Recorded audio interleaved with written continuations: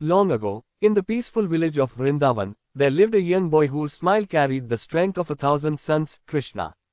His blue skin glowed like the twilight sky, and his eyes held a wisdom far beyond his age. Though people believed he was divine, Krishna lived like any other child, yet every moment around him felt extraordinary. This is one of Krishna's untold stories, an episode that shaped the destiny of Vrindavan and taught a timeless lesson to the youth of today. It began with a strange disturbance. One morning, the calm Yamuna river turned wild and restless. Water surged unpredictably, frightening the villagers. The river that once gave life now threatened it. People panicked. Elders argued. No one understood what caused this sudden rage. And then, their eyes turned to Krishna. Not because he was God. Not because he performed miracles. But because Krishna always listened. He always observed. He always understood. Krishna approached the riverbank, knelt down, and gently touched the water. Every problem, he said softly, tells a story. Listen before you fight it. So he listened. He watched the direction of the currents. He studied the patterns. And soon, he discovered the truth. The river wasn't angry. It was blocked. Somewhere upstream, something was stopping the Yamuna's natural flow. Krishna gathered the youngsters of Vrindavan. He looked at them with a reassuring smile. No one is too young to solve a big problem, he said. If you have courage and teamwork, even a mountain can move. Inspired by his confidence, the group followed him deep into the forest. They walked through ancient trees, crossed narrow paths, and reached a hidden bend of the river, where they found a massive fallen tree, its trunk blocking the water like a dam. This was the cause. The youngsters gasped. How can we move something so huge? They asked. Krishna smiled again. Strength is not in muscles.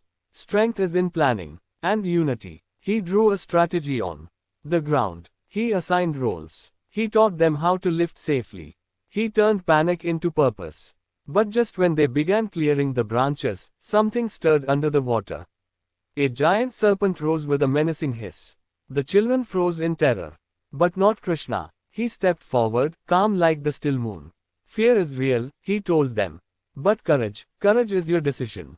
The serpent lunged. The river roared. And in the middle of chaos, Krishna did something unexpected.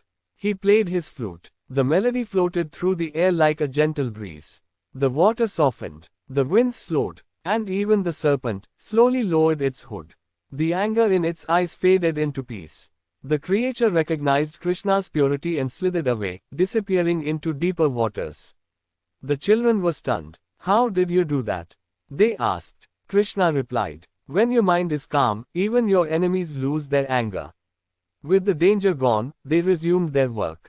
Krishna searched for the weak point in the giant tree and finally found a crack that could break the entire blockage. Under his guidance, everyone pushed together. The combined force of united hearts moved the impossible obstacle.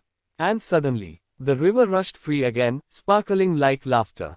The villagers celebrated Krishna's brilliance, but he pointed to the youngsters and said, they are the true heroes. Unity is the greatest strength. That day changed Vrindavan forever.